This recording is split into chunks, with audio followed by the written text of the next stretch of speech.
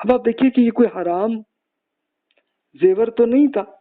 اب ظاہر ہے علی رضی اللہ عنہ نے کہیں اچھے طریقے سے کہیں بچت کر کے تو وہ انہوں نے تحفے کے طور پر اپنی بیگم کو دی تھی.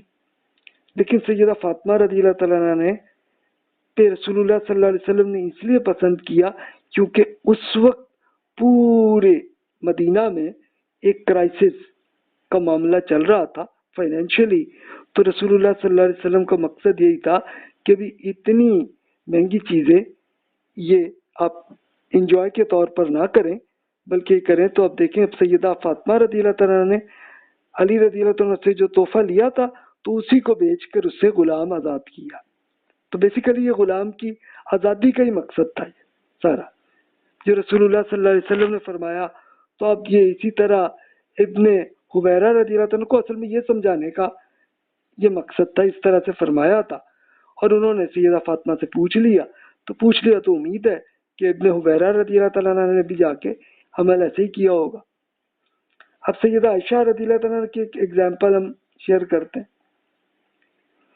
کہ رسول اللہ صلی اللہ علیہ وسلم کی اہلیہ سیدہ عائشہ رضی اللہ تعالیٰ عنہ بیان کرتی ہیں کہ بریرہ میرے پاس آئیں کہنے لگیں کہ میں نے اپنے مالک سے 9 اوقیہ چاندی کے بدلے آزادی خریدنے کا معاہدہ کر لیا. ہر سال 1 اوقیہ کی ادائیگی ادا کرنی ہے, آپ پلیز کچھ تھوڑی ہیلپ کر لیں.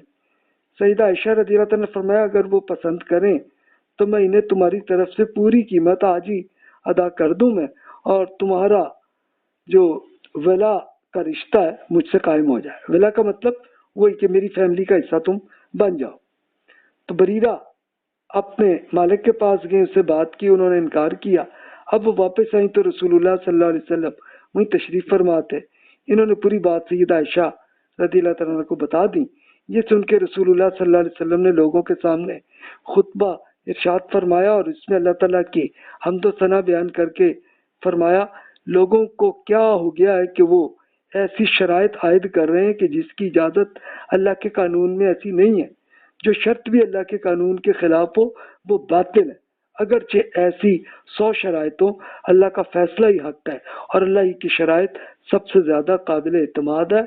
ولا کا رشتہ تو آزاد کرنے والوں کے ساتھ قائم ہوتا ہے.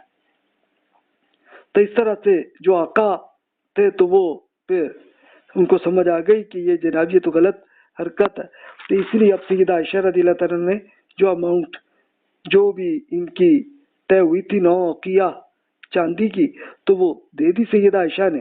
اور پھر بریرہ رضی اللہ تعالیٰ عنہ وہ ایمان وہ فوراً مطلب وہ آزاد ہو گئی اور سیدہ عائشہ کی فیملی کا حصہ وہ بنی تھی.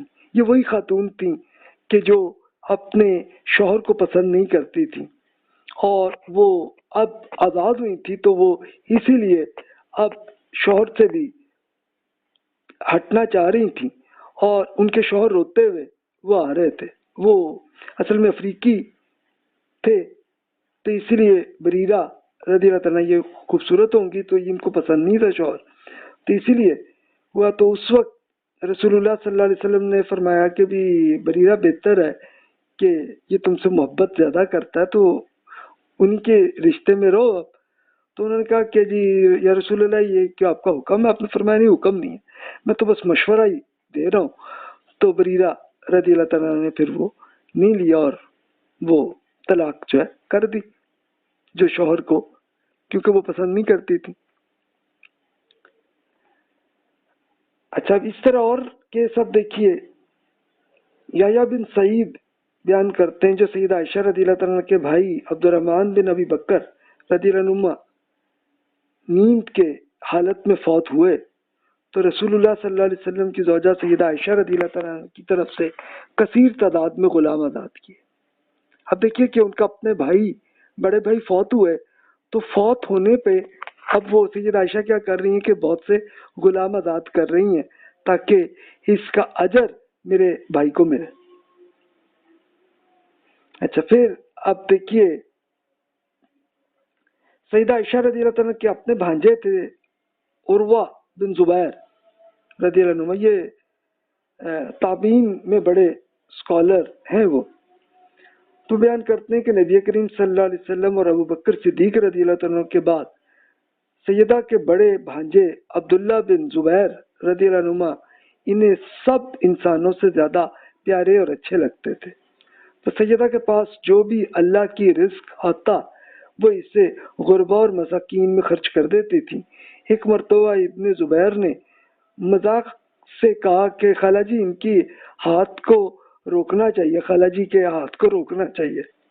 اب سیدہ عائشہ رضی اللہ تعالیٰ کو معلوم ہوا تو آپ کو اتنا اس پہ غصہ آیا کہ کیا وہ میرا ہاتھ روکے گا؟ میں قسم کھاتی ہوں کہ اب میں یہ عبداللہ بن زبیر سے میں ملوں گی نہیں، بات ہی نہیں کروں گی۔ اب اپنے بھانجے کو ایسے فرما رہی ہیں، اب انہوں نے مذاق ہی کیا تھا۔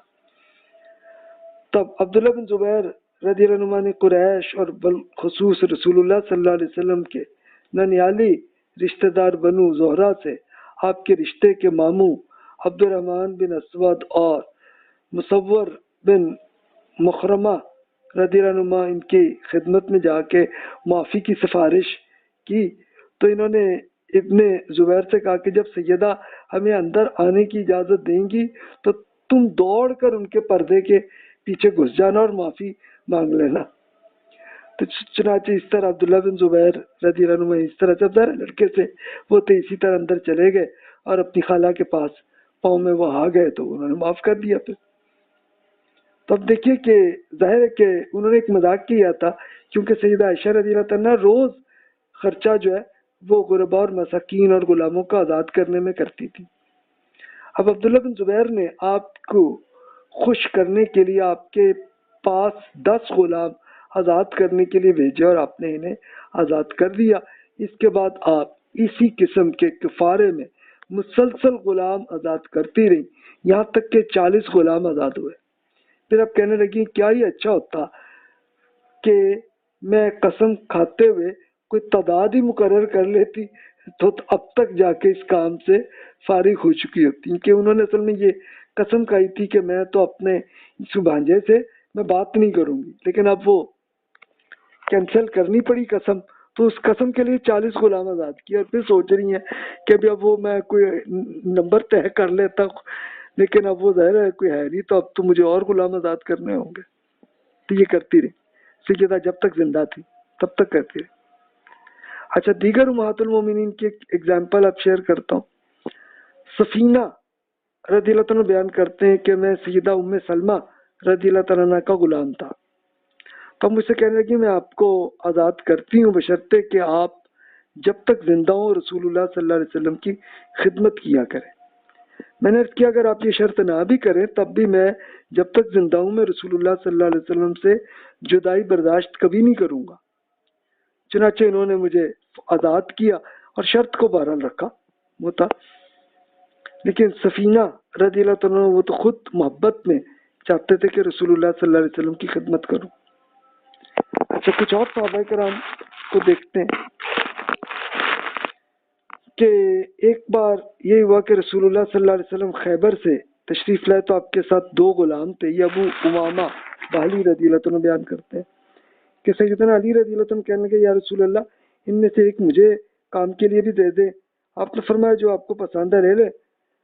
تو علی رضی اللہ عنہ نے کہا کہ ٹھیک ہے، ایک تو پسند ہے۔ آپ نے فرمایا اسے کبھی مارنا نہیں ہے، میں نے واپسی پر اس غلام کو دیکھا ہے نماز پڑھتے ہوئے، اور نماز پڑھنے والوں کو مارنے سے بھی تمہیں میں نے منع کیا ہے کہ کسی کو تم نے مارنا نہیں ہے۔